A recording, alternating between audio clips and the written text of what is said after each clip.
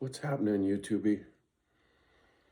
Feeling very humble this morning and extremely grateful. When something big, something good, something big and good happens to me, it always humbles me. It was like making my silver stack video embarrassed me, right? I was very humble. It's hard for me to floss, right? I don't like to brag. And when that bike came off the truck yesterday and I got a good look at everything, it was a very humbling moment because I knew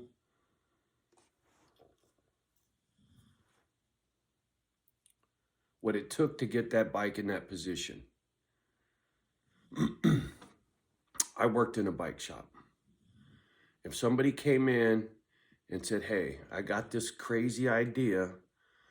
I want to take this FXRT and turn it into a monoshock like a sport bike. I think we can do it, blah, blah, blah. And you start telling some bike builder to build you that bike. And he's going to tell you, okay, we're going to do T&M. I'll log all my man hours, charge you for the parts and labor. And whatever it is when I'm done is whatever it is when I'm done. Are you cool with that? And either you are or you aren't. Because there's no way to properly estimate what it would cost to build that bike because you don't know how long it will take to figure shit out. Trust me. So when I was talking to Dwayne yesterday, that's the man who I bought the bike from. Like I said, go look at the article in Hot Bike back in 2015, FXR Nightmare, and you can read about the build. And there's a lot of stuff in there, or there's things in that article that, or I should say, there's other things that are not in that article that I'll get into today when I do a little tour while it's running. Give you guys one more, right?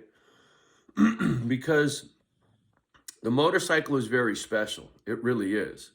I see the engineering. It's like, for instance, there's a pivot point on the rear swing arm. And the factory swing arm's got these rubber bushings in there. Well, rubber is soft, right? It moves around to absorb vibration. It gets smashed and wears. Well, homie machined bushings for in there from a friend who races truggies. That's a $250,000 off-road vehicle, right? Four-wheel drive, crazy fast, Baja 1000 kind of shit. Dude made him some bushings for that swing arm. So there is no, it's tight. You understand? That swing arm only moves up and down. It don't do none of this wobbly shit, right? Stock FXR's got a little play. A Dyna, fuck a Dyna, man. The whole bike twists.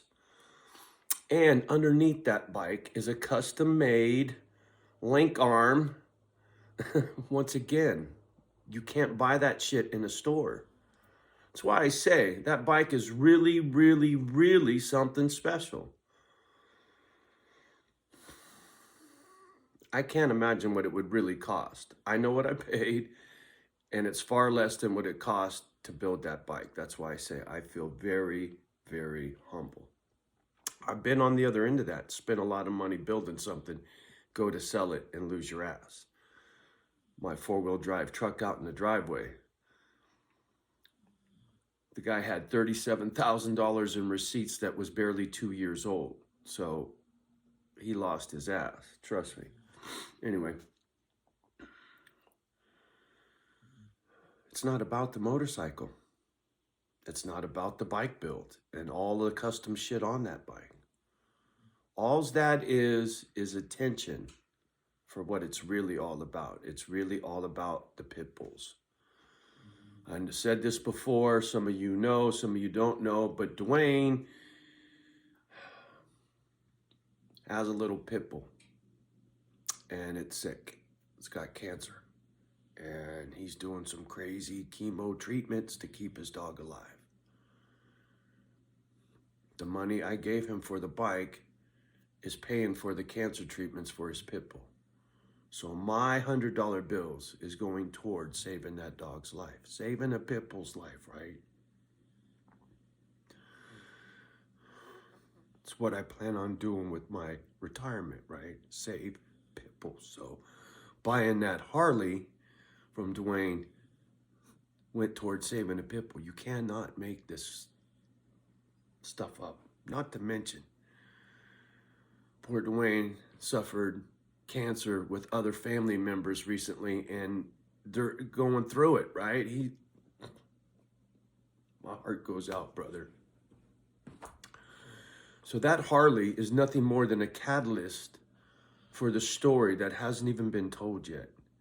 That Harley is going to bring me attention because of how this all unfolded, and through that bike, it's going to help me get Misfit Island off the ground. I have no doubt. The attention from this story.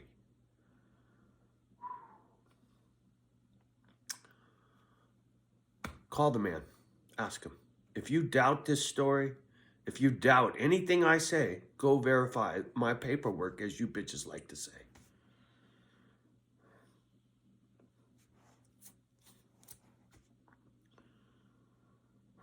Staring at my doggies, man. And they're healthy, right?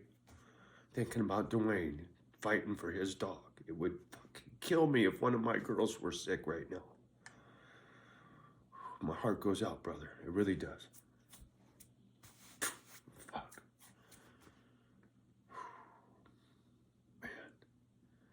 It's bittersweet, right? I'm so stoked to have that bike, but to think of the circumstances, because I'd never have it if his dog wasn't sick. He'd have never sold that bike.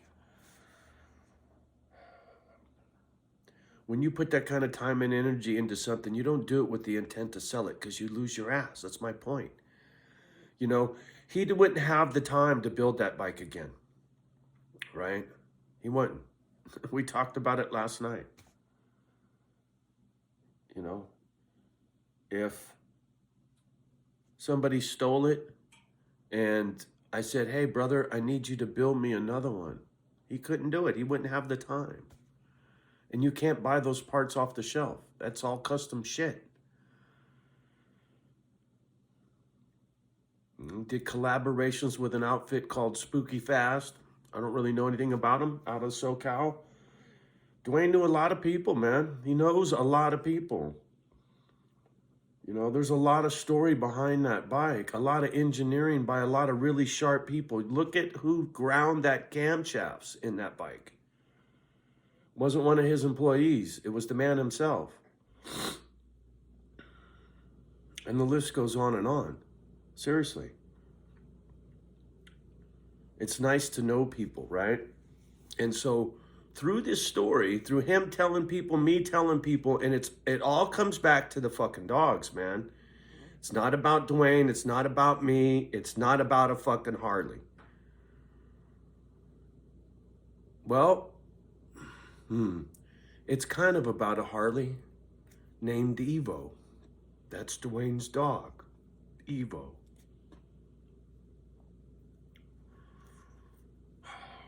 The coincidences are unreal. It's just unreal. I could go on and on. My baby's mama, his wife, the coincidences just are just unreal. And it always comes back to these pit bulls, man. I know this is my destiny, these dogs. I had my first one when I was 18. I was an idiot. Didn't know anything about anything. I got a pit bull because it was the cool thing to do. I was a senior in high school, 1980. Samson. And then I got Dylan. And now Kimba and Mayan. And there's going to be a long list of doggies when I get moved to Misfit Island. I can't wait. Because once again, this story will also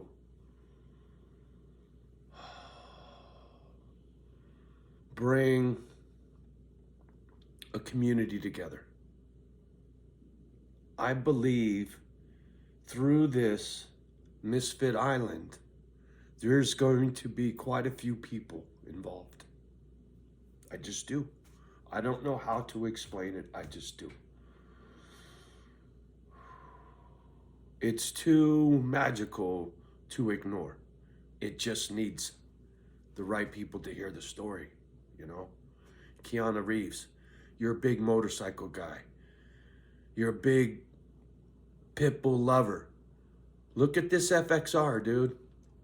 You know a good motorcycle when you see one. You know a special motorcycle when you see one. What do you say? Give me an endorsement for our doggies, man? Tell Johnny's story. That's who I need to talk to. And he's an INFJ. Same. I could chop it up with that dude for hours. I have no doubt. Motorcycles, dogs, personality type, whatever. Got nothing to do with fucking Hollywood. Once a dreamer, always a dreamer. But just imagine if I had Kiana Reaves giving Johnny O a fucking, hey, give this guy a shout. How far that would go for feeding dogs. All you'd have to do is give me a pat on the back. Say, nice job, Johnny. Go feed your dogs. Marketing, right? I wouldn't have to worry about selling this house. I could give it away, right? I could give it to some homeless person in town and say, here, you can have it. I'll fix the shit and get these assholes off your back, and here's a year's worth of rent. Just go live there. That's what I would do. If I came up large, I would just give this fucking house away.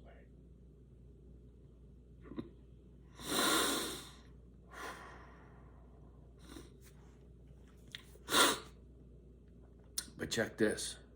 On a side note, my neighborhood, met my neighbor Dan. What's up, brother? Great conversation yesterday, right? Mended that bridge.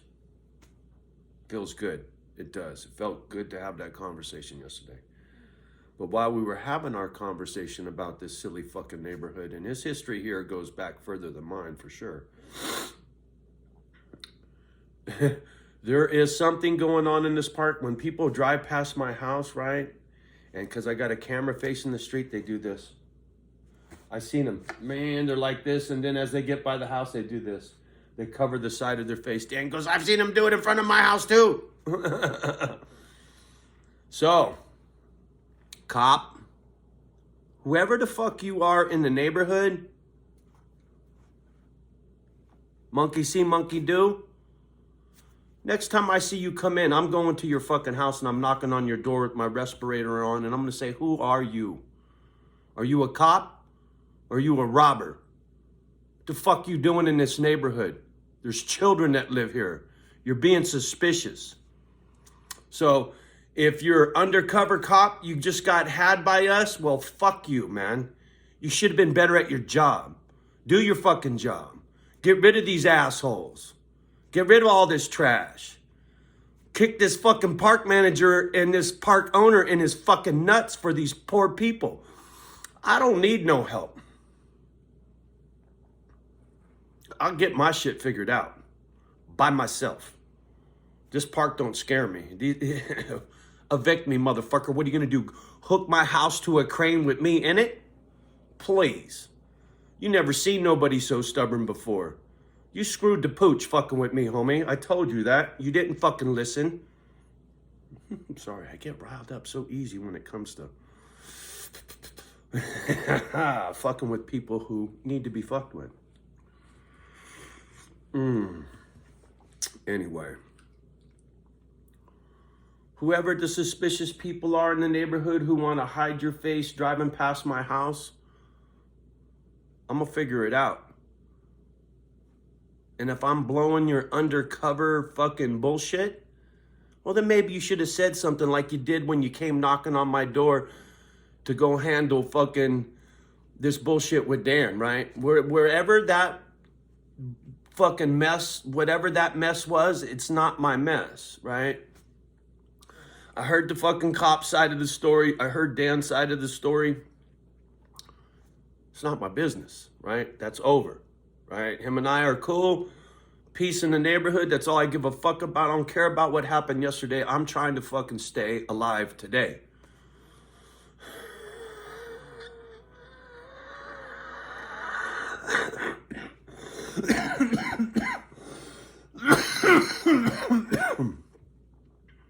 Do you understand?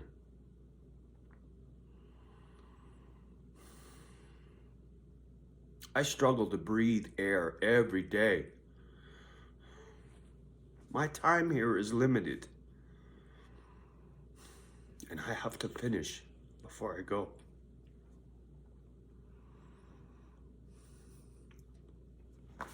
And check this. If you think I'm full of shit, park owner, keep it up, bitch. Keep it up. You have no idea.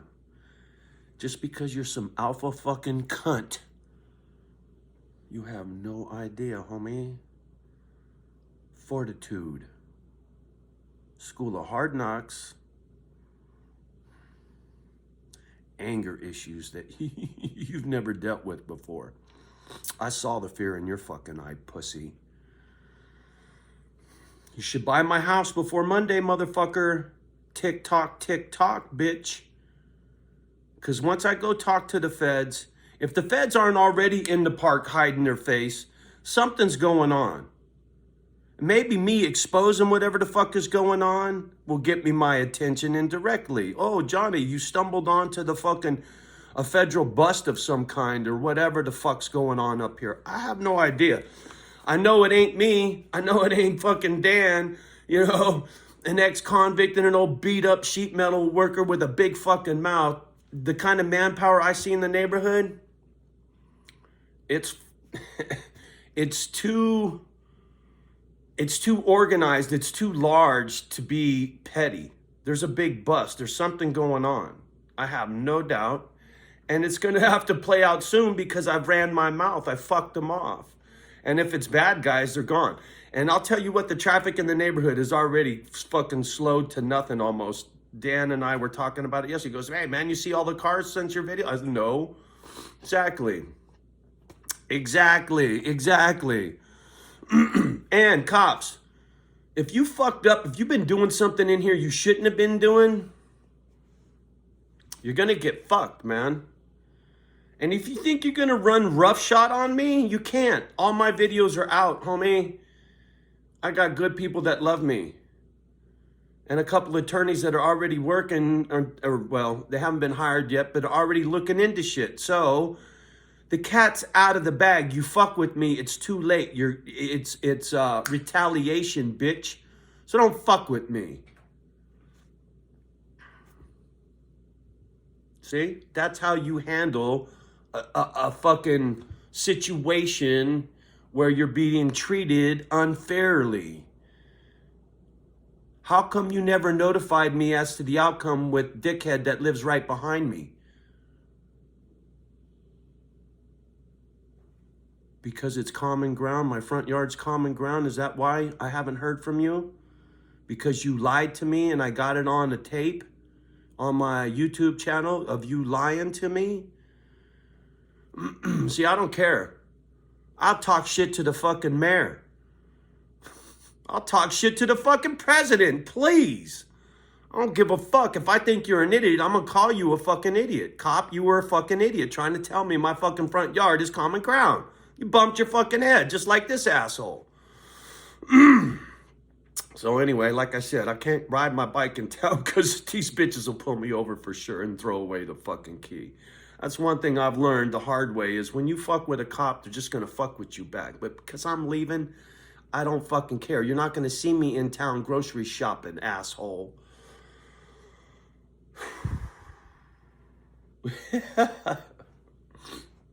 Poor Kim. Kimba's looking at me with these tired eyes. She's like, Papa, there you go again. I kid you not, man. Let me see if oh, she moved. I knew it. I was just gonna flip the camera and she's all posted up. You're so cute, little dog. Papa loves you. You wanna come get on Daddy lap? Can I steal you this morning? You gonna let me steal you? Let me steal you. Sleepy dog, come on. Come on, come on. She never lets me steal her. She always plays hard to get. Oh, little one. Daddy loves you. Oh, wait. Loves. I gotta get my love on. You love your papa? Do you love your papa? Oh, that breath. It used to be so good when you were little. Puppy breath is the best, man. If they ever could bottle that smell.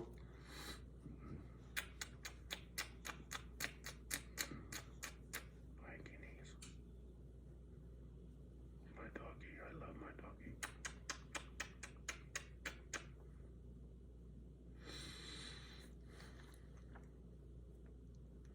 See, this is going to the shrink, right?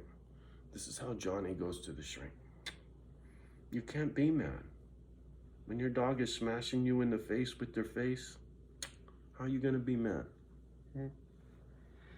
That's one thing pits like to do. They like to rub their face on your face. Huh? Rub a face? Rub a face? All right, y'all. Have a beautiful day.